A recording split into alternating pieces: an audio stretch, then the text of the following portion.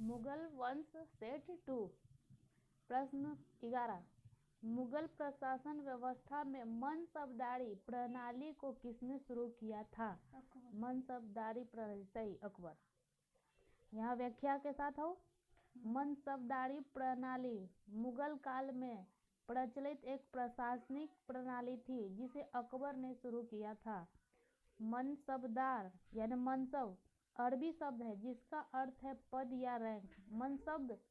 मनसब शब्द शासकीय अधिकारियों तथा सेनापतियों का पद निर्धारित करता है। ठीक है, आगे। अपने काल का महान संगीतज्ञ तानसेन किसके दरबार में था? अकबर, सही, अकबर। तानसेन या रामतनु पांडे एक शास्त्रीय संगीत था। ठीक है, वह अकबर के नवरत्न में शामिल था। फिर सवाल 13, मुगल काल की राजभाषा कौन थी? बोलना। फारसी। मुगल काल की राजभाषा फारसी थी। 14 सवाल, सती प्रथा की भर्त्सना करने वाला मुगल सम्राट कौन था? सती प्रथा का अंत बताओ। अकबर। मुगल सम्राट हुमायूं का पुत्र अकबर एक सहिष्णु था, धर्म सहिष्णु था एवं प्रगतिवादी सोच का शासक था। उसने दिल्ली पर 1556 से 1605 ईस्वी तक शासन किया। इसे ने ही सती प्रथा के विरोध में कदम उठाया।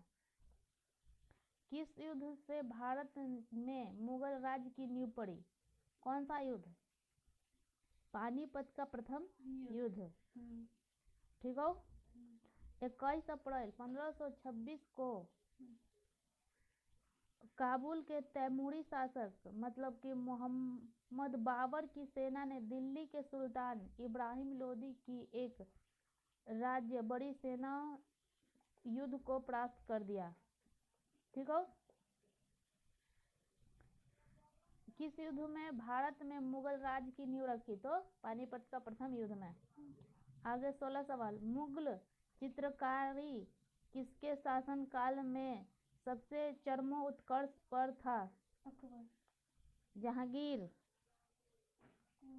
मुगल चित्रकारी के शासन में चरमोत्सव पर था चित्रकारी। ठीक हो। किसने अकबर का जीवन कथा लिखा था? अबुल फजल। अबुल फजल अकबर के प्रधानमंत्री एवं दरबार में नवरत्न में गिना जाता था। अकबरनामा पुस्तक की रचना अबुल फजल ने की है। उसको 3 खंडों में बांटा है। इसका अंतिम व तीसरा खंड आईने अकबरी कहलाता है। कहेगा कि आईने अकबरी किसने लिखा है, तो अबुल फजल ही आंसर होता हो। अबुल फजल ने पंचतंत्र का फारसी में अनुवाद किया है। उसका फारसी में अनुवाद करके कुछ बोला अनवाए सुहेली के नाम दिया है। हो गया, आगे बढ़ते हैं।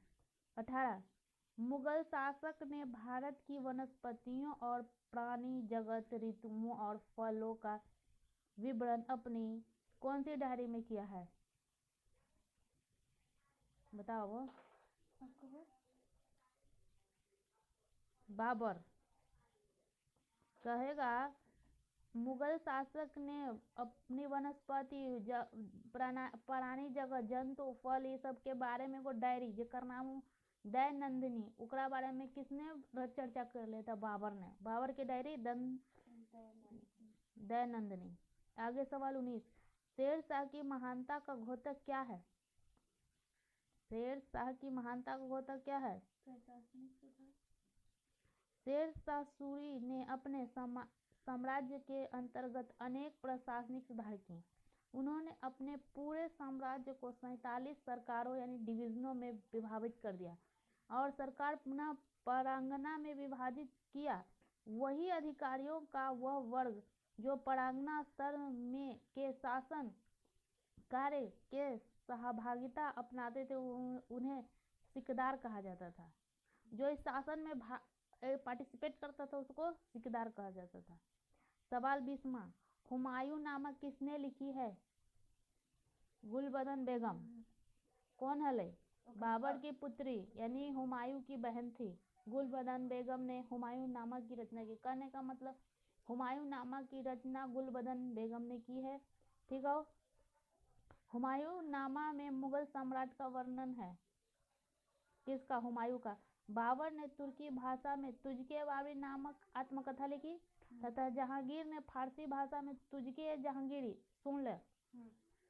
हुमायूं नामा की रचना गुलबदन बेगम। बाबर तुझके बाबरी बाबर। ठीक। तुझके जहांगीरी जहांगीर। ठीक ना। तुझके बाबरी तुर्की भाषा में बाबर ने कर ली। तुर्के जहांगीरी जहांगीर ने फारसी भाषा में। सवाल खत्म।